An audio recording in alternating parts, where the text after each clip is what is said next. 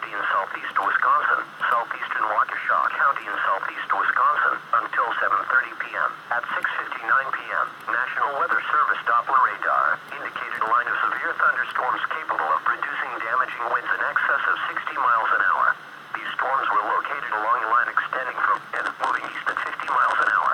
Locations impacted include Wauwatosa, New Berlin, Brown Deer, Glendale, Fox Point, West Allis, Bayside, Whitefish Bay, Mosquito, West Milwaukee, Hales Corners, Greenfield, Wind Lake, downtown Milwaukee, Greendale, Franklin, St. Francis, Cudahy, South Milwaukee, and Oak Creek.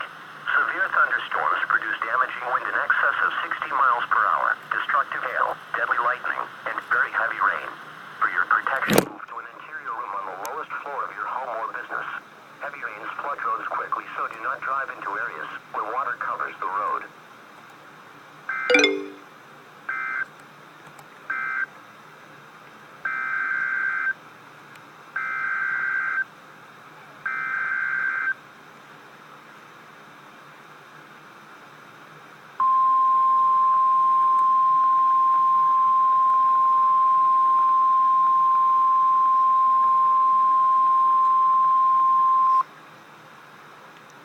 The National Weather Service in Sullivan has issued a special marine warning for Wind Point, Wisconsin to Winthrop Harbor, Illinois. Lake Michigan from Wind Point, Wisconsin to Winthrop Harbor, Illinois. 5 nautical miles offshore to Mid-Lake until 8:30 p.m. At 7:03 p.m., Doppler radar indicated a thunderstorm capable of producing strong winds to nearly 50 knots and small hail 18 nautical miles west of Wind Point, moving east at 40 knots.